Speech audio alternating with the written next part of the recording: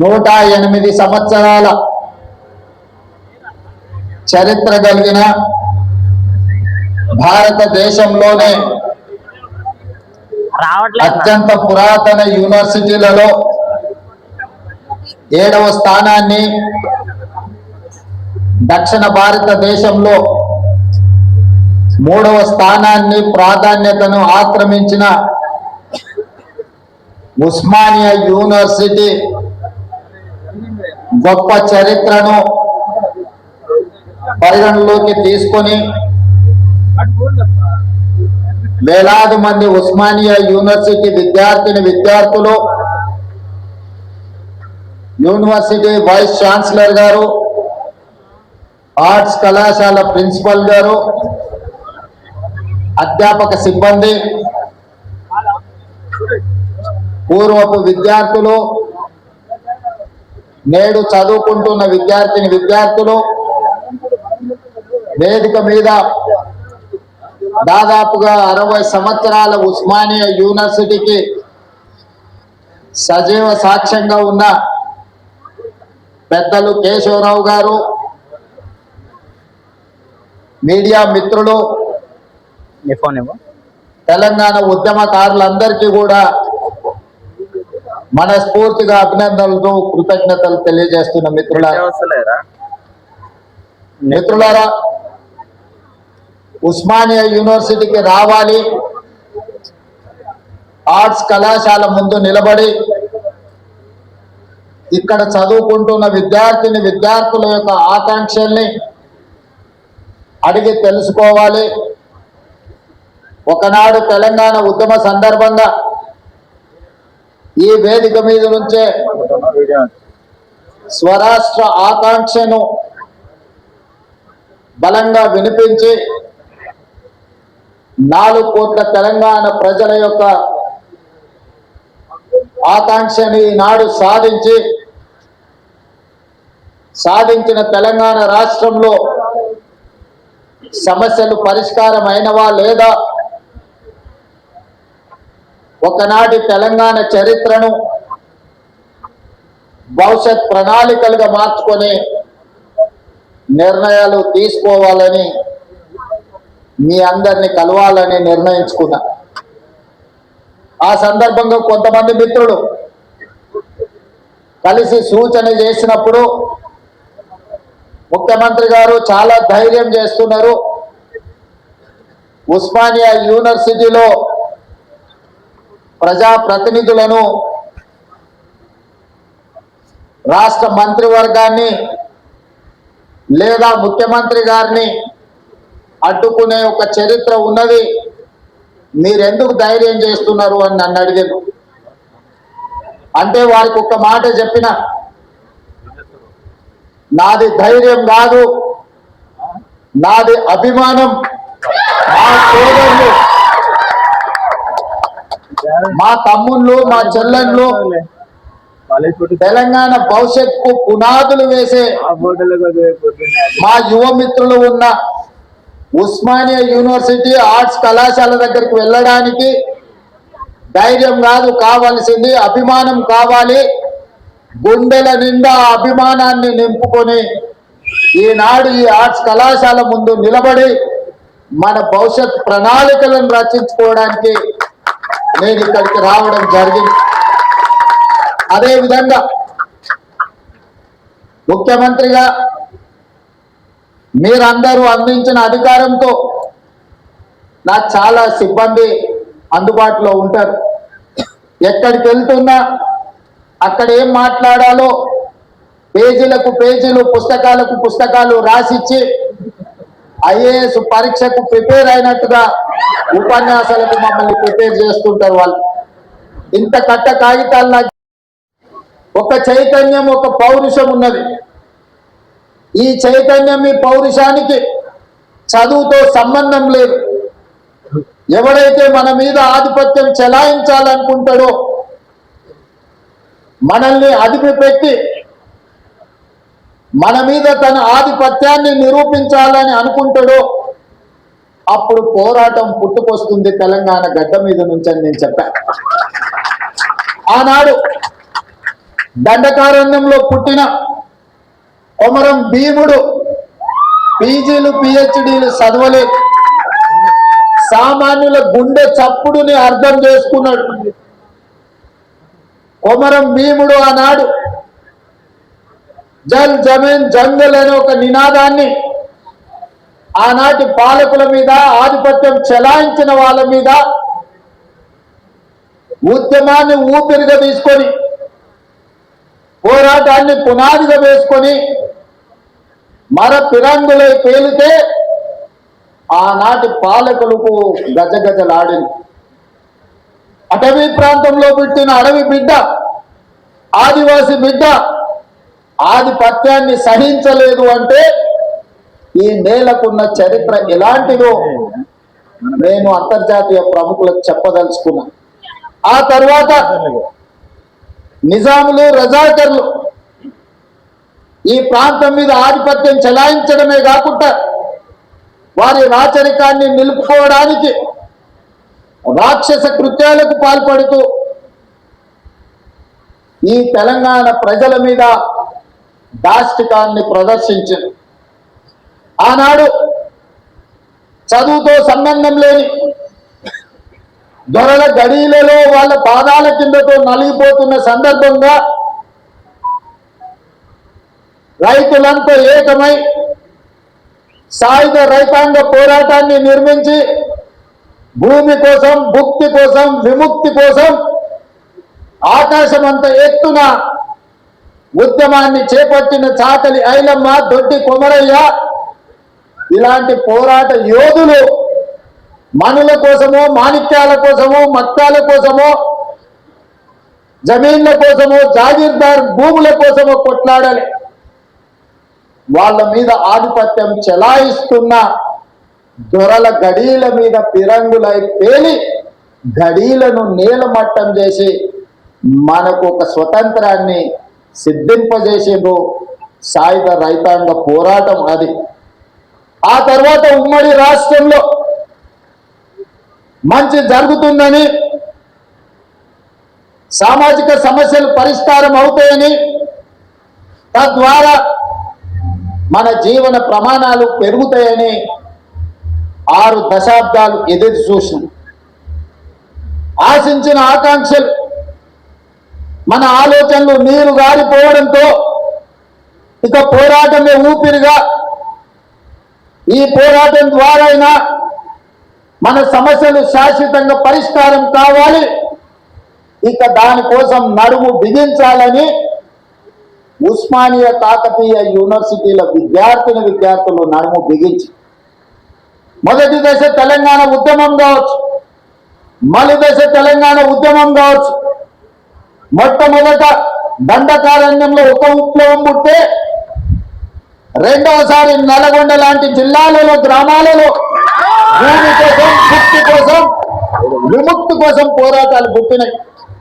మూడవసారి ఈ ప్రజల గుండె చప్పుడు తెలంగాణకు గుండెకాయ లాంటి ఉస్మానియా యూనివర్సిటీ వేదిక మీద నుంచి ఇక్కడి విద్యార్థులు పోరాటానికి నడుము బిగించి మొదటి దశ తెలంగాణ ఉద్యమాన్ని ముందుకు నడిపించింది. ఆనాడు తెలంగాణ ఉద్యమ సమస్య శాశ్వత పరిష్కారం జరగకపోవడం వల్ల వందలాది మంది ఈ యూనివర్సిటీలో చదువుకున్న విద్యార్థులు అడవి బాట పట్టిరు, నక్సల్ బరి ఉద్యమాలను నడిపించారు. అందులో నుంచి పుట్టుకొచ్చిన వాళ్ళే గద్దరన్న లాంటి వాళ్ళు ఎంతో మంది. యూనివర్సిటీ గొప్ప ఆర్థిక మేధావి పివి నరసింహారావు గారిని, ఉత్తమ పార్లమెంటేరియన్ జైపాల్ రెడ్డి గారిని, పోరాటాలకు స్ఫూర్తినిచ్చిన జార్జ్ రెడ్డిని, ప్రజా యుద్ధ నౌక గద్దరన్నను ఈ యూనివర్సిటీ మనకు ఒక గొప్ప వరంగా ఇచ్చింది. చాలా మంది మేధావులు, ప్రపంచంలోనే గుర్తింపు పొందిన జ్ఞానులను ఈ యూనివర్సిటీ మనకు అందించింది. ఈ యూనివర్సిటీ మలిదశ తెలంగాణ ఉద్యమంలో మనల్ని అందరినీ ముందుకు నడిపింది. ఆనాడు ఈ ఉస్మానియా యూనివర్సిటీ గడ్డ మీద నుంచే కాదు, గల్లీలలో, తండాలలో, గూడాలలో, మారుమూల పల్లెల్లో ఎక్కడ ధూమ్ధామ్ జరిగినా ఆ ధూమ్ధామ్ వేదికల మీద నుంచి జయ జయ హే తెలంగాణ నాదాన్ని నినాదాన్ని అందశ్రీ గారు మనకు అందించారు.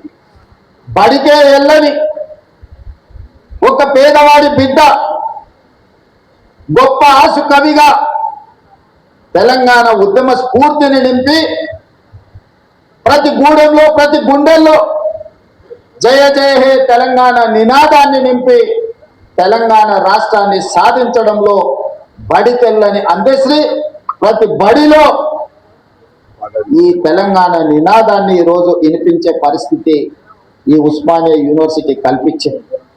అందుకే మిత్రులారా, ఎప్పుడు సమాజానికి ఏ సమస్య వచ్చినా ఆ సమస్య మీద ఈ యూనివర్సిటీ విద్యార్థులు కదలడం ద్వారా ఆ సమస్యకు పరిష్కారం దొరికింది. ఆ పరిష్కారమే స్వరాష్ట్ర తెలంగాణ ఆకాంక్ష. మరి ఈ తెలంగాణ వస్తే ఇక్కడున్న మా తమ్ముళ్ళు చెల్లెళ్ళు ఏం ఆశించారు? ఎవరి ఆస్తులు అడగలే, ఎవరి ఫామ్ హౌస్లు అడగలే, వాళ్ళు సంపాదించుకున్న సొమ్ములు వాటాలు అడగలే. ఏం అడిగిండ్రు మా తమ్ముళ్ళు? స్వేచ్ఛను అడిగిండ్రు, సామాజిక న్యాయం అడిగిండ్రు, సమానమైన అవకాశాలు అడిగిండ్రు. నేను ఇవాళ అడుగుతున్నా, నేను ఇవాళ చెప్పదలుచుకుని వేదిక మీద నుంచి నా ఉస్మానియా కాకతీయ యూనివర్సిటీల విద్యార్థులకు స్వేచ్ఛ కోసం, సామాజిక న్యాయం కోసం, సమానమైన అవకాశాల కోసం మీరు ఏదైతే గొంతు ఇప్పిందో ఈ ప్రభుత్వం, ఈ ప్రజాపాలన మీకు వేదిక ఇస్తుంది. మీరు ఎదగండి. మీరు డాక్టర్లు కాండి, లాయర్లు కాండి, ఇంజనీర్లు కాండి, ఐఏఎస్లు కాండి, ఐపీఎస్లు కాండి, గొప్ప మేధావులు కాండి, ప్రపంచానికి దిక్సూచిగా మారే గొప్ప వ్యక్తులుగా మీరు రాణించాలి. మరి ఇదంతా జరగాలి అని అంటే పునాదులు బలంగా ఉండాలి. 108 సంవత్సరాల చరిత్ర కలిగిన ఈ ఉస్మానియా యూనివర్సిటీని కాలగర్భంలో కలపడానికి కొంతమంది కుట్రలు చేసి ఆ కుట్రలను ఛేదించి మీరు ప్రజాపాలనను తెచ్చుకున్నారు. ఎవరి గురించి రాజకీయ విమర్శలు నేను చేయదలుచుకోలేదు. 2 ఏళ్ల నుంచి మాట్లాడుతున్నారు కొంతమంది. కొన్నిసార్లు నాకు అనుమానం వస్తుంది, తెలంగాణ పట్ల, ప్రభుత్వ విద్య పట్ల వీళ్లకు అవగాహన ఉన్నదా లేదా అని. వాళ్ళు అంటారు, రేవంత్ రెడ్డి గవర్నమెంట్ స్కూల్లో చదువుకున్నాడు, గ్రామీణ ప్రాంతంలో నుంచి వచ్చిండు, ఈయనకు పరిపాలన చేత కాదని. ఒక్క విషయం అయితే నేను చెప్పదలుచుకున్న, ఉస్మానియా ఆర్ట్స్ కళాశాల ముందు నుంచి నేను గుంటూరులో చదువుకోలేదు మిత్రులారా. నేను గుంటూరులో చదువుకోలే. గూడు పుటాని నాకు తెలియదు. నల్లమల్ల అడవుల్లో నుంచి వచ్చిన క్రూర మృగాలను చూసినాను, సాగు జంతువులను చూసినాను, పేదవాడి సమస్యలను చూసినాను. పుట్టినప్పటి నుంచి దళితులతోని, గిరిజనులతోని, బలహీన వర్గాలతోని, మైనార్టీలతోని కలిసిమెలిసి పెరిగిన వాళ్ళ సమస్యలు చూసిన. నాకు కొత్తగా అక్కర్లేదు. గుంటూరులో చదువుకున్న వాళ్ళకు పేదరికం చూడాలంటే మెర్సిడీస్ బెంజ్ కారుల్లో పోయి ఎక్స్కర్షన్ లాగా, ఓహో పేదరికం ఇట్లుంటదా, మీ భూమి మీ మట్టి అట్లుంటదా, మీకు చిరిగిపోయిన బట్టలు ఇట్లుంటాయా, మేము ఎప్పుడు చూడలేదని వాళ్ళకు పేదరికం ఇట్లుంటదని ఒక ఎక్స్కర్షన్ లాగా ఉండొచ్చు. ఒకప్పుడు బ్రిటన్ ప్రైమ్ మినిస్టర్ని, ఇతర ప్రైమ్ మినిస్టర్లను ఈ రాష్ట్రానికి తెచ్చినప్పుడు మా పాలమూరు పేదరికాన్ని చూపించడానికి వాళ్ళని అక్కడికి తీసుకొచ్చేటోళ్ళు. ప్రదర్శనలో మా పేదరికాన్ని వాళ్ళ ముందర పెట్టేటోళ్ళు. చూడు మేము ఎంత వెనుకబడి ఉన్నామో, మేము ఎట్లా అడుక్కొని తింటున్నామో, ఎట్లా వలసలు పోతున్నామో, మా మీద జాలి పడండి అని. ఆనాటి పాలకుల ఆలోచన అది. ఇతర దేశాలకు వెళ్ళి వచ్చినామని చెప్పుకున్న వాళ్ళు, మేము గుంటూరులో చదువుకున్నాం, మేము పూనాలో చదువుకున్నాం, మేము అమెరికాలో చదువుకున్నామని ఉపన్యాసాలు ఇవ్వడం ద్వారా సమాజానికి ఏం చెప్పదలుచుకున్నారో నాకు తెలియదు. కానీ నేను స్పష్టంగా గ్రామీణ ప్రాంతంలో వ్యవసాయ కుటుంబం నుంచి వచ్చిన నేను ప్రభుత్వ పాఠశాలలో నేను చదువుకున్నా, ప్రభుత్వ కళాశాలలో నేను చదువుకున్నా. నాకు భాష గొప్పగా రాకపోవచ్చు, కానీ ప్రజల యొక్క మనసును తెలుసుకునే విద్య నాకు వచ్చు. వాడు ఏం అడుగుతాడు, ఏం ఆలోచన చేస్తాడు, పేదవాడు ప్రభుత్వం నుంచి ఏం ఆశిస్తాడు, ఒక చదువుకునే పిల్లవాడికి ఏమి కావాలి, ఆ పిల్లవాడు చదువుకుంటే ఈ సమాజానికి ఏ రకంగా ప్రయోజనం ఉంటుంది అనేది నాకు తెలుసు. అందుకే ఇవాళ ఎవరు వచ్చినా, ఎవరు ఎన్ని రకాల ప్రాధాన్యతలు ఇచ్చుకున్నా, మొట్టమొదటి ప్రధానమంత్రి పండిత్ జవహర్ లాల్ నెహ్రూ గారు స్వతంత్రం వచ్చిన తర్వాత ప్రధానమంత్రిగా బాధ్యతలు చేపట్టేటప్పుడు మహాత్మా గాంధీ గారిని కలిసింది. బాబూజీ, నేను ప్రధానమంత్రిగా బాధ్యత తీసుకుంటున్నా, మీరు నాకు ఇచ్చే సలహా ఏమిటి అని మహాత్మా గాంధీ గారు ఒక మాట చెప్పారు. పరిపాలనలో నువ్వు తీసుకునే నిర్ణయం తీసుకునే ముందు నీ నిర్ణయం పేదవాళ్లకు, నిస్సహాయులకు ఏ విధంగా ఉపయోగపడుతుందో ఆలోచన చేసి నీ కళ్ళ ముందు ఆ పేదవాడిని, నిస్సహాయాన్ని గుర్తు తెచ్చుకున్న తర్వాత నువ్వు నిర్ణయం చెయ్యి, తప్పకుండా పేదలకు, నిస్సహాయులకు అది ప్రయోజనం చేకూరుతుంది అని. ఆ స్ఫూర్తి ఈనాడు మేము తలుసుకున్న మా ప్రభుత్వం తీసుకునే ఏ నిర్ణయమైనా పేదవాడికి ఏ విధంగా ఉపయోగపడబోతుందో, నిస్సహాయులకు ఏ విధంగా సహాయాన్ని అందించబోతుందో, నిలబడడానికి శక్తి లేని వాళ్ళను నిటాయిగా సొంత కాళ్ళ మీద నిలబెట్టడానికి అవసరమైన ప్రణాళికల్ని మా ప్రభుత్వం, నా సహచర మంత్రివర్గంలో అందరం కలిసి ఈనాడు నిర్ణయం తీసుకుంటున్నాం. అందులో భాగంగానే ఉస్మానియా యూనివర్సిటీకి ఆగస్టులో వచ్చినప్పుడు నేను చెప్పిన ఒక ఆయన సవాలు విసిరిండు, శాతనైతే ఆర్ట్స్ కాలేజ్ దగ్గర పోయిరా. నేను వాళ్ళలాగా దొంగను కాదు, ఫామ్ హౌజులు కట్టుకోలేదు, గడీలో లాంటివి నిర్మించుకోలేదు. ఉన్నదేదో నాకున్నది, నా కష్టంతో, నా శక్తితోని, సమాజంలో గౌరవంతో ఇంత దూరం వచ్చిన. ప్రజలు ఆశీర్వదించారు, ప్రజల అభిమానంతో గుండెల్లో పెట్టి చూసుకున్నారు. 2006 ఒక జిల్లా పరిషత్ మెంబర్గా రాజకీయాలలో చిన్న పదవిలో నా ప్రయాణం మొదలైంది. నేను జిల్లా పరిషత్ మెంబర్ అయినప్పుడు పెద్దగా ఏం ఆలోచన చేయలే, కానీ ఏదైనా చెయ్యాలని ఒక సంకల్పం పెట్టుకున్నాను. ప్రజలు ఆశీర్వదించారు. జడ్పీటీసీ అయినా, ఎమ్మెల్సీ అయినా, ఎమ్మెల్యే అయినా, ఎంపీ అయినా ఈనాడు ఈ దళితులు, ఆదివాసీలు, గిరిజనులు, బలహీన వర్గాలు, మైనారిటీ సోదరులు, రైతులు, మహిళలు, యువకులు నిండు మనసుతో ఆశీర్వదిస్తే ఈ రాష్ట్రానికి ముఖ్యమంత్రి అయి మీ సోదరుడిగా ఆర్ట్స్ కళాశాల ముందు నిలబడ్డా. ఇంతకంటే గొప్ప అవకాశం జీవితంలో ఎవరికైనా వస్తుందా? లక్షలాది మంది, కోట్లాది మంది కోరుకుంటారు ఈ పదవి, కానీ అవకాశం ఏ ఒక్కరికో వస్తుంది. మీరందరూ కలిసి ఈ అవకాశం నాకు ఇచ్చింది. అందుకే చరిత్రలో శాశ్వతంగా నిలబడే కొన్ని మంచి పనులు నేను చేయదలుచుకుంది. చరిత్ర సజీవ సాక్షిగా నిలబడాలి. చాలా మంది 2 ఏళ్లలో నువ్వేం చేసినావయ్యా, మేము చూడు 10 ఎకరాలలో ముఖ్యమంత్రి బంగళా కట్టుకున్నాం, 25 ఎకరాలలో పాలించడానికి సచివాలయం కట్టుకున్నాం.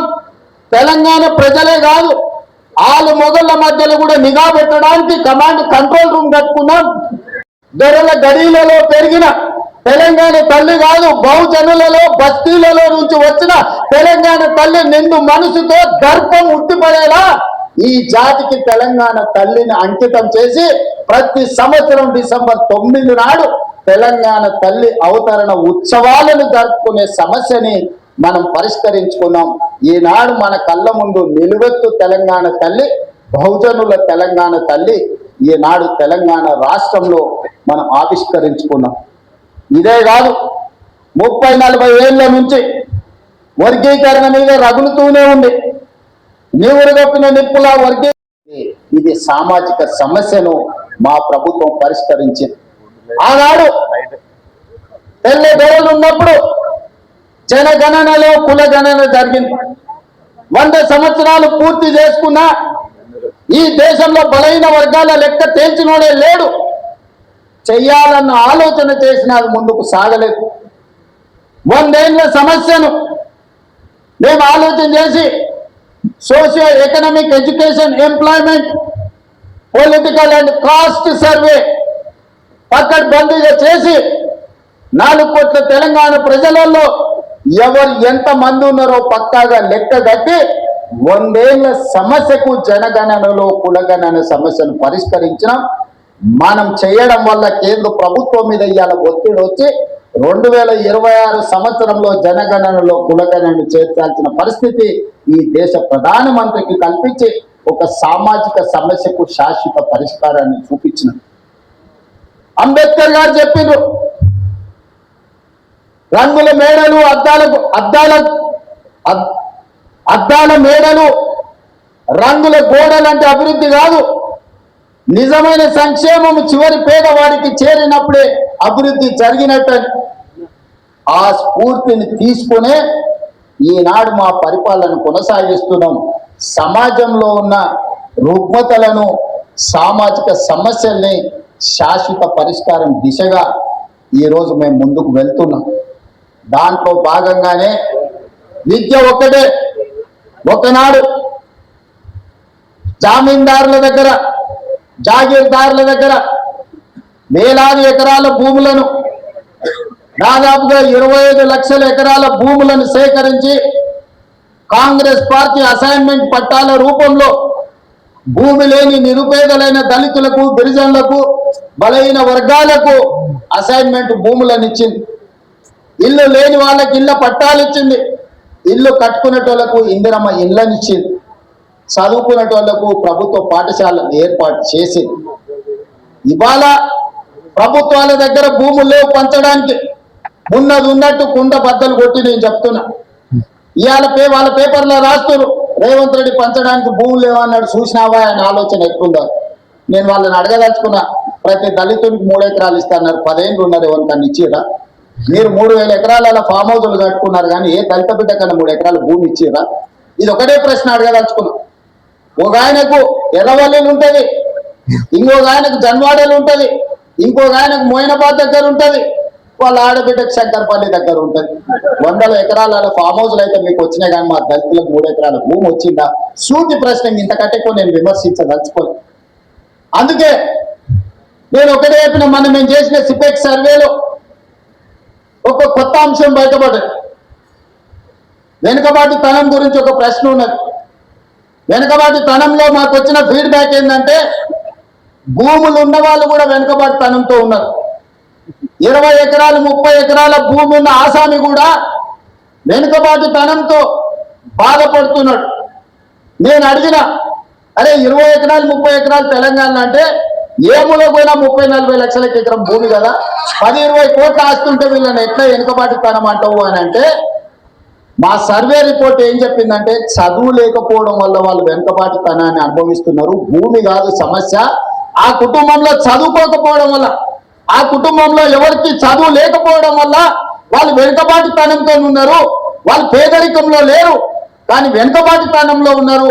పేదరికం వేరు, వెనుకబాటు తనం వేరు. భూమి లేకపోవడం పేదరికం కావచ్చు, ఇల్లు లేకపోవడం పేదరికం కావచ్చు, చదువు లేకపోవడం వెనుకబాటుతనము. చదువు ఉంటే ముందడిగేస్తారు.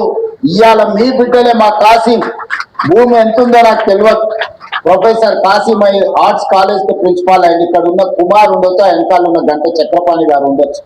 వీళ్ళందరూ ఇవాళ చదువుకున్నారు కాబట్టి ఈ రోజు సమాజంలో ఒక గుర్తింపు, గౌరవంతో పాటు వెనుకబాటుతనం అనే పదమే వాళ్ళ దరిదాపుల్లో రాకుండా ఉన్నాయి. అందుకే వాటిని గుర్తించిన, ఆలోచన చేసి ఈ సమాజంలో వివక్ష నుంచి బయటికి తీసుకురావాలి. వివక్ష అనేది గ్రామాల నుంచి పారద్రోలాలి అనంటే, వెనుకబాటుతనాన్ని నిర్మూలించాలి అనంటే, ప్రతి మారుమూల ప్రాంతంలో విద్యా అవకాశాలు పెంచాలి. ఆనాడు పండిత్ జవహర్లాల్ నెహ్రూ గారు ఎడ్యుకేషన్, ఇరిగేషన్ ప్రాధాన్యత ఉంటే, ఈనాడు అదనంగా కమ్యూనికేషన్ కూడా మనం యాడ్ చేసినాం.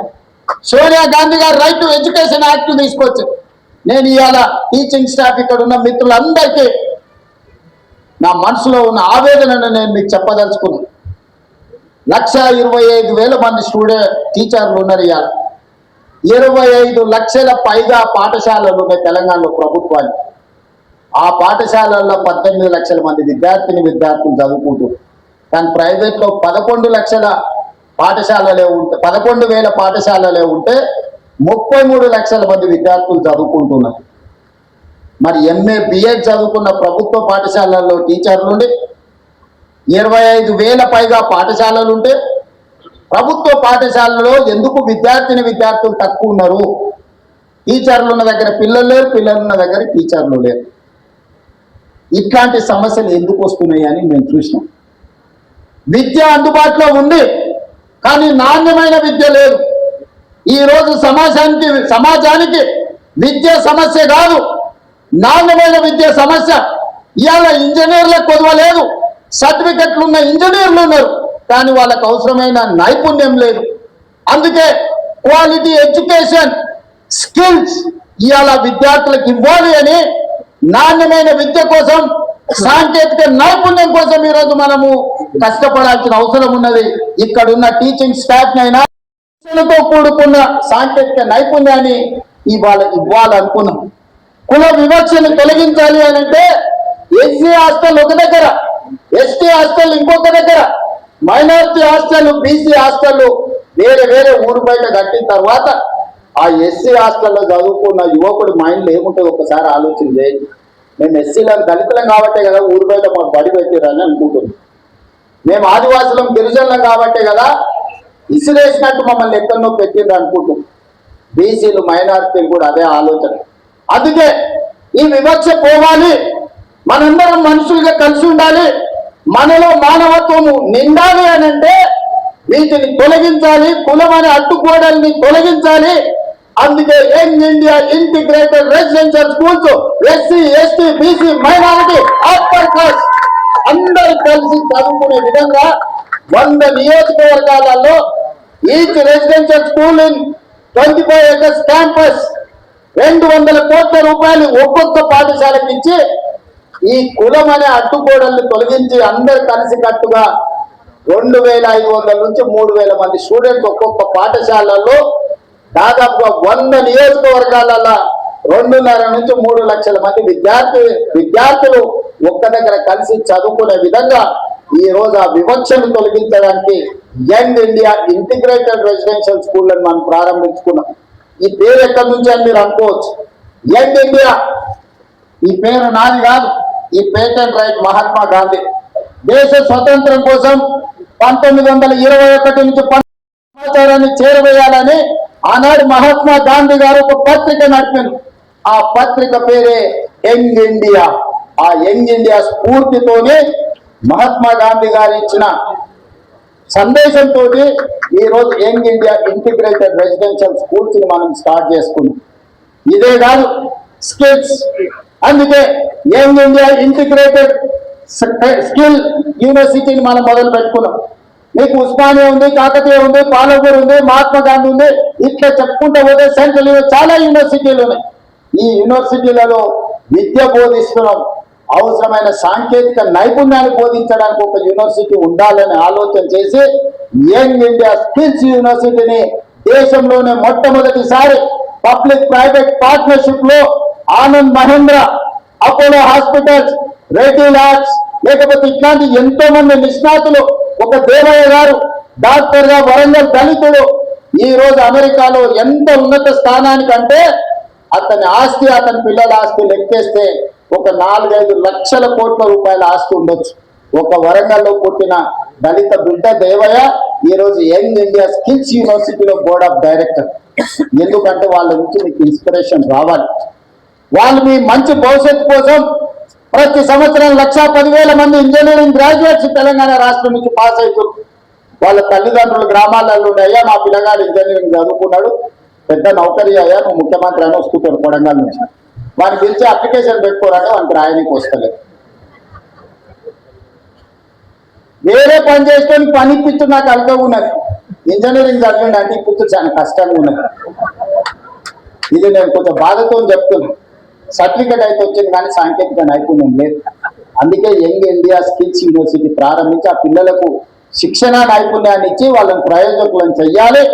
ఈ రోజు సమాజంలో డిమాండ్ ఉంది కానీ సప్లైలో ఉన్నారు కానీ సమానమైన నైపుణ్యం లేదు. అందుకే యంగ్ ఇండియా స్కిల్స్ యూనివర్సిటీని ప్రారంభించాం. ఒలింపిక్స్ లో మీరు చూస్తున్నారు, చిన్న చిన్న దేశాలు ఎన్నెన్నో గోల్డ్ మెడల్స్ వేస్తున్నాయి. మన దేశానికి ఎప్పుడు అందులో పోయడానికి కూడా వస్తలేదు. టీవీ కాడ చూసి సపోర్ట్ కొట్టే సినిమాలో నేను చూసిన సునీల్ గవాస్కర్, సచిన్ టెండూల్కర్, గచ్చిబౌలి దివాకర్ అని బ్రహ్మాండంగా డ్రెస్ వేసుకొని కూర్చుంటారు. చెప్తుండే సునీల్ గవాస్కర్, సచిన్ టెండూల్కర్ నన్ను కొట్టేసిండు, అందుకే నేను ఇక్కడ డ్రెస్ వేసుకొని క్రికెట్ ఆడాలని టీవీ ముందర అందరిని కూర్చోబెట్టి డ్రెస్ వేసుకొని అందరికి గొప్పలు చెప్పుకుంటూ ఉంటాను. నేను కూడా గచ్చిబౌలి దివాకర్ నాయ్. అట్లనే మన స్కిల్స్ విషయంలో కూడా మన నేతలు మాట్లాడుతుంటారు, ఇక వచ్చే గోల్డ్ మెడల్స్ అని అయిపోయినాక ఒక్కడుగా అనిపిస్తలేదు. అందుకే 2036 లో ఒలింపిక్స్ లో గోల్డ్ మెడల్స్ సాధించాలంటే మన నైపుణ్యంతో కూడుకునే చిన్న పిల్లల్ని 10 ఏళ్ళు 11 ఏళ్ళు ఉన్నప్పుడే వాళ్ళ యొక్క నైపుణ్యాన్ని గుర్తించి మట్టిలో మాణిక్యాలను వెలికి తీయాలి. 10-12 ఏళ్ళు శిక్షణ ఇస్తే గానీ ఒలింపిక్స్ లో ఒక గోల్డ్ మెడల్ సాధించలేడు. అందుకే వాటి కోసం ఈనాడు యంగ్ ఇండియా స్పోర్ట్స్ యూనివర్సిటీని మనం ప్రారంభించుకున్నాం. దీంట్లో గొప్ప గొప్ప క్రీడాకారులను తీసుకున్నాం. ఈరోజు అభినవ్ బింద్రా, అదే విధంగా Kapil Dev, football all India captain, ఇట్లాంటి వాళ్ళందరూ ఆ స్పోర్ట్స్ బోర్డులో ఉన్నారు. Ravikant Reddy India volleyball captain, Arjun award, మన తెలంగాణ బిడ్డ కూడా అందులో ఉన్నారు. మరి వాళ్ళకి అవసరమైన పెట్టుబడులు పెట్టడానికి కావ్య మారన్, అపోలో బోర్డు సంబంధించిన వాళ్ళు, వీళ్ళందరినీ కూడా వాళ్ళకి అవసరమైన ఆర్థికంగా ఆదుకోవడానికి పెద్ద పెద్ద వాళ్ళని ఈరోజు ఒక స్పోర్ట్స్ యూనివర్సిటీని ఈ రోజు ప్రారంభించుకున్నాం. తొందరలోనే 10-12 ఏళ్ళు ఎస్సీ ఎస్టీ బీసీ రెసిడెన్షియల్ స్కూళ్ళలో చదువుకునే పిల్లల్లో ఉండే క్రీడా నైపుణ్యాన్ని గుర్తించి వాళ్ళని తీసుకొచ్చి యూనివర్సిటీలో శిక్షణ ఇచ్చి 2036 లో తెలంగాణ నుంచి ఒలింపిక్స్ లో గోల్డ్ మెడల్ సాధించడానికి ఈ రోజు ప్రణాళికలు సిద్ధం చేస్తున్నాం. ఇవన్నీ తెలంగాణలో ఉన్న వెనుకబడిన వర్గాల కోసం, పేదరికంలో మగ్గిపోతున్న మా మిత్రుల కోసం ఆలోచన చేస్తుంది. డబ్బులు ఉన్న వాళ్ళు ఏకైనా పోయి చదువుకుంటారు. వాళ్ళు స్టాన్ఫర్డ్, ఆక్స్ఫర్డ్, లండన్ ఎకనామిక్స్, ఎక్కడికైనా స్కూల్ ఆఫ్ ఎకనామిక్స్ ఎక్కడో పోయి చదువుకుంటారు. వాళ్ళ గురించి నేను ఆలోచన చేయాల్సిన పని లేదు. అక్కడికి పోలేని వాళ్ళని, అక్కడికి ఎదగాలనుకుంటున్న వాళ్ళకు కూడా మరి ఏమైనా చెయ్యాలి కదా. అందులో భాగంగానే మిత్రులారా ఈ ఉస్మానియా యూనివర్సిటీని వేదిక చేసుకోదలుచుకున్నాం. 1000 కోట్లు అనేది పెద్ద విషయం కాదు. నేను డబ్బుల రూపంలో చూడట్లేదు, ఖర్చు రూపంలో చూడడం లేదు. ఇది నా భవిష్యత్ తరాల కోసం పెట్టుబడిగా చూస్తున్నాం. ఈ పెట్టుబడి ఈరోజు రాష్ట్ర ప్రభుత్వం ఈరోజు ఇంతకుముందే గచ్చిబౌలిలో ఈ హబ్ లో ఈరోజు మనం గూగుల్ తో ఒక జాయింట్ వెంచర్ స్టార్టప్స్ కోసం ప్రారంభించుకున్నాం. కొత్తగా పరిశోధనలు చేసే వాళ్లకు ఆర్థిక సహాయాన్ని అందించాలి. వాళ్ళకి తెలివి ఉంది, సాంకేతిక నైపుణ్యం ఉంది, వాళ్ళకు చెయ్యాలనే ఆతృత ఉన్నది. కానీ ఆర్థికంగా ప్రయోగాలు చేయడానికి ఒక్క రూపాయి లేదు. తల్లిదండ్రులు కూలి నాలి పనులు చేసుకునే పేదవాళ్ళు ఉన్నారు. వాళ్ళ పిల్లల కోసం ఇవాళ స్టార్టప్ ఫండ్ ఇప్పుడు అక్కడి నుంచే ఇక్కడికి వచ్చిన 1000 కోట్లు ఈ రోజు పరిశోధన చేసే తెలంగాణ యువతకు అందించాలని అక్కడ ఒక గొప్ప ఆఫీస్ పెట్టి ఆ పిల్లలకు అక్కడ ప్లేస్ ఇవ్వండి, వాళ్ళ పరిశోధనలకు డబ్బులు ఇవ్వండి. ఒకప్పుడు గూగుల్ కూడా 2 విద్యార్థులు ఒక కార్ షెడ్ లో మొదలు పెట్టి ఇవాళ గూగుల్ అయింది. టెస్లా, ఇలాన్ మస్క్ ఒక చిన్న పరిశోధన చేస్తే ఇలాన్ మస్క్ అయింది. ఇట్లా చాలా కంపెనీలు ప్రపంచంలో స్టార్టప్స్ గా మారి మొదట్లో చదువుకున్న విద్యార్థులు చిన్న ప్రయోగం చేస్తే ఆ ప్రయోగంలో వాళ్ళు విజయం సాధిస్తే ఈ రోజు ప్రపంచంలోనే ఆటర్కు శ్రీమంతులైంది. అందుకే ఇవాళ తెలంగాణ ప్రాంతంలో ఉన్న నైపుణ్యాన్ని వెలికి తీయాలని 1000 కోట్ల కార్పస్ ఫండ్ ఈ రోజు ప్రభుత్వ పరంగా నేను కేటాయించి మా తెలంగాణ పిల్లలు పరిశోధన చేస్తే ఒక్క రూపాయి కూడా పరిశోధనలో ఇబ్బంది పడద్దు, వాళ్ళు రాణించాలి, వాళ్ళు బిలియనీర్స్ కావాలి, గ్రామీణ ప్రాంతంలో నుంచి ప్రపంచంతో పోటీ పడాలని 1000 కోట్లు అక్కడ కూడా పరిశోధనల కోసం కేటాయించి ఇంకొక 1000 కోట్లు జీవో తీసుకొని ఈ రోజు ఉస్మానియా యూనివర్సిటీకి వచ్చిన ఉత్త చేతులతో రానని ఆనాడే చెప్పి ఉత్తి మాట చెప్పే అలవాటు నాకు లేదు. ఎందుకంటే వ్యవసాయం తెలుసుకొని గ్రామీణ ప్రాంతం నుంచి వచ్చిన మన చేనుకు ఏ పురుగు పడితే ఏ మందు కొట్టాలో ఏం ఎరవేయాలో తెలిసిన తెలంగాణకు వచ్చిన చీడను ఎక్కువ తీసాలో బాగా తెలుసు. వాళ్ళు అనుకుంటుండొచ్చు ఎంగిల్ పీస్ రాదని, జర్మన్ కి, జపాన్ కి, చైనాకి ఇంగ్లీష్ కాదు నాయన. ప్రపంచాన్ని ఏలుతున్నది చైనా, జపాన్, జర్మనీ. అక్కడ ఇంగ్లీషు రానే రాదు, కనీసం మనం ఏబిసిడీలు అంటే రాయగలుగుతుంది. మరి ఇవాళ ప్రపంచానికి శాశ్వత ఇంగ్లీష్ మాట్లాడే అమెరికా, చైనా సప్లైస్ ఆపితే ఒక గంట కూడా బతకలేదు, ఒక 1 అవర్ కూడా అమెరికా జీవించలేదు. అమెరికా ఎంత అప్పు ఉందంటే చైనాకు, వాడిని అప్పు మొత్తం కట్టడానికి ఈయన వంగబెట్టి బండ పెడితే మొత్తం అమెరికాని చైనాకు అప్పచెప్పాల్సి వస్తాడు. వారికి ఇంగ్లీష్ వచ్చా? జపాన్కి ఇంగ్లీష్ వచ్చా? జర్మన్ లో ఉండే ప్రజలకు ఇంగ్లీష్ వచ్చా? మా ఈడ ఉండే యువమిత్రులు కూడా ఇంగ్లీష్ రాదు అనేది ఏం పెట్టుకోకండి, అది ఏం పెద్ద విషయం కాదు. మనకు మానవత్వం ఉండాలి, మనకు మనసు ఉండాలి. ఇవాళ రాష్ట్రాన్ని నేను పరిపాలిస్తలేదు, ఆయన మంచిగా 2 ఏళ్ళకి కావాలంటే 10 మంది ఇంగ్లీష్ వచ్చిన వాళ్ళు ఉద్యోగస్తులు ఎప్పుడే మాట్లాడే ఆశపోతే. మా తమ్ముళ్ళకి, మా చెల్లెళ్ళకి నేను అదే చెప్పదలుచుకున్నా, మీరు ఆత్మస్థైర్యాన్ని కోల్పోకండి. భాష అనేది ఒక కమ్యూనికేషన్ మాత్రమే, అది నాలెడ్జ్ కాదు. నాలెడ్జ్ వేరు, కమ్యూనికేషన్ వేరు. మనకు నాలెడ్జ్ ఉంది, మనకు కమిట్మెంట్ ఉంది, మనకు కన్విక్షన్ ఉంది. ఈ నాలెడ్జ్, ఈ కమిట్మెంట్, ఈ కన్విక్షన్ దేశంలో, ప్రపంచంలో ఏ స్థాయికైనా ఎదగడానికి ఉపయోగపడుతుంది. మీరందరు కష్టపడండి. 2 ఏళ్లలో ఉస్మానియా యూనివర్సిటీకి కావాల్సిన అన్ని సమస్యలు నేను పరిష్కరిస్తా. టీచింగ్ స్టాఫ్ గురించి కూడా ప్రొఫెసర్ కాసిం గారు, అదేవిధంగా వైస్ ఛాన్సలర్ గారు చెప్పారు. మీకే స్వేచ్ఛనిస్తున్నాం, కమిటీ చేసినాం, నియామకాలు ఏ విధంగా చేసుకోవాలో మీకు అటానమస్ గా మీకే ఇస్తున్నాం. మా ఇన్వాల్వ్మెంట్ ఉండదు. మీకు ఎవరైనా మంత్రులు, ఎంపీలు, ఎమ్మెల్యేలు ఫోన్ చేస్తే నాకు చెప్పండి. మీకు ఏదైనా పైరవి పట్టుకొని ఎవరైనా వస్తే నాకు చెప్పండి. వాళ్ళు ఉద్యోగాలు ఇప్పించుడు కాదు, పైరవి పట్టుకొని వచ్చిన వాళ్ళు ఉద్యోగాలు ఊడదీసే బాధ్యత నాకు. నేను చెప్పాను, ఈ వేదిక మీద నుంచి ఆర్ట్స్ కాలేజ్ ముందే మీకు మాటిస్తాను. మీరెవరు వైస్ ఛాన్సలర్లు అయిన వాళ్ళు మీకు కూడా తెలియదు, మీరు వైస్ ఛాన్సలర్లు అయితే. రావునా కుమార్ గారు మీరు చెప్పిన ఆర్ట్స్ కాలేజ్ అయితే టీవీలో చూసుకున్నారు కదా. గంటా చక్రపాణి గారు ఇక్కడనే ఉన్నారు. వాళ్ళు వైస్ ఛాన్సలర్ లైన్ కూడా వాళ్ళ టాలెంట్ చూసి, వాళ్ళ కమిట్మెంట్ చూసి వాళ్ళైతే వీటిని సరిదిద్దుతారని ప్రభుత్వం వాళ్ళని బీసీలుగా నియమించింది. వాళ్ళ యొక్క శక్తి, వాళ్ళ యొక్క సామర్థ్యం, వాళ్ళకున్న ఆలోచన, ఇవన్నీ వాళ్ళని బీసీలో చేసి రేపు కూడా ఇదే విధానాన్ని మీరు అవలంబించండి. నో పొలిటికల్ అప్లికేషన్, నో పైరవి. ఎవరిని కూడా ఎంత వారున్నా కూర్చోబెట్టి కాఫీ ఇప్పించండి. మా ఎంపీలో, ఎమ్మెల్యేలో, మంత్రులు వస్తే మర్యాద ఇవ్వండి, మర్యాదలో లోపం చేయకండి. ఛాయ్ తాగిపించండి, మధ్యాహ్నం వస్తుంటే భోజనం పెట్టండి, కానీ ఓ టీచర్ ఉద్యోగం మాత్రం ఇవ్వకండి. ఒక టీచర్ ఉద్యోగం 10,000 ఇస్తే రాబోయే 35 ఏళ్ళు 8,000 మంది పిల్లల భవిష్యత్తు వాళ్ళు చెడగొడతారా? ఆ అధికారం మీకు లేదు, నాకు లేదు. పిల్లల జీవితాలతో చెలగాటం ఆడే అధికారం మీకు లేదు, నాకు లేదు. చదువు చెప్పి పిల్లల సమస్యల్ని పరిష్కరించి వాళ్ళని తెలంగాణ సమాజంలో ప్రయోజకులను చేసే వాళ్ళను మీరు సిబ్బందిగా నియమించుకోండి. మీకు కావాల్సిన సహకారాన్ని అందించే బాధ్యత నాదే. ఈ ఉస్మానియా యూనివర్సిటీ తెలంగాణకు గుండెకాయ. గుండెకు జబ్బు వస్తే మనిషి పోతాడు. తెలంగాణలో కూడా ఉస్మానియా యూనివర్సిటీకి సమస్య వస్తే ఆ తెలంగాణ సమాజానికి తీరని నష్టం తీసుకొస్తుంది. తప్పకుండా ఈ ఉస్మానియా యూనివర్సిటీ వేదికగా మా ప్రభుత్వం వైపు నుంచి మీకు చెప్పదలుచుకున్న, మీకు స్వేచ్ఛ ఉంది, సామాజిక న్యాయం జరుగుతుంది, సమానమైన అవకాశాలు ఇస్తాం. రాజకీయ పార్టీల ఉచ్చులో పడకండి, చదువుకోండి, భవిష్యత్తును నిర్మించుకోండి. సమస్య వచ్చినప్పుడు నిదారుగా నిలబడి కొట్లాడండి. సమస్యల మీద కొట్లాడతా అంటే నేను వద్దనండి. ఇక్కడ కొట్లాడబట్టే తెలంగాణ రాష్ట్ర కళ సాకారమైంది.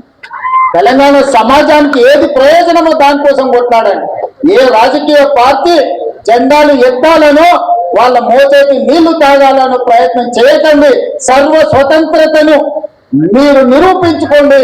ఉస్మానియా యూనివర్సిటీ అంటే ఒక క్వాలిటీతో కూడుకున్న విద్య అందిస్తారు. ఇక్కడ విద్యార్థులు ప్రపంచాన్ని నడిపించగలుగుతారని నిరూపించాల్సిందిగా మీ అందరికీ సూచన చేస్తూ, అన్ని రకాలుగా ప్రభుత్వం అండగా నిలబడుతుంది. అభివృద్ధి చేసుకుందాం, ఒక స్ఫూర్తిని నింపుకుందాం. మన పూర్వ తరాల నుంచి వచ్చిన ఒక స్ఫూర్తిని భవిష్యత్తు పునాదులుగా మార్చుకొని అభివృద్ధి పదం వైపు నడిపిద్దామని మీ అందరికీ తెలియజేస్తూ, మీలోనే ఎవరు ఊహించగలరు? ఒకరోజు ఇక్కడ నిలబడి మాట్లాడే అవకాశం ఇక్కడ ఉన్న వాళ్ళకే రావచ్చు. నేను జిల్లా పరిషత్ మెంబర్ అయినాడు కూడా ఎవరు ఊహించలే. నేను తెలంగాణ ఉద్యమం సందర్భంగా ఇక్కడికి వచ్చినప్పుడు కూడా ఎవరు అనుకోలేదు. కానీ ఇవాళ అవకాశం వచ్చింది. నిబద్ధతతో ఉండండి, నిరంతరం కష్టపడండి, ఖచ్చితంగా ఫలితాలు వస్తాయి. ప్రభుత్వం గుర్తిస్తుంది, ప్రజలు గుర్తిస్తారు. తెలంగాణ సమాజం కష్టపడ్డ వారిని కష్టాన్ని వృధా పోనివ్వరు. తెలంగాణ సమాజం మిమ్మల్ని గుండెల్లో పెట్టి చూసుకుంటుంది. మీ తల్లిదండ్రుల కళ్ళల్లో ఆనందం చూడడానికి కష్టపడి డాక్టర్లు, లాయర్లు, ఇంజనీర్లు, ఐఏఎస్లు, ఐపీఎస్లు కావాలి. అదే నా కోరిక. మీలో కొంతమంది నాయకులై రాష్ట్రాన్ని పరిపాలించాలని ఆశిస్తూ మీ అందరి దగ్గర సెలవు తీసుకుంటున్నాను.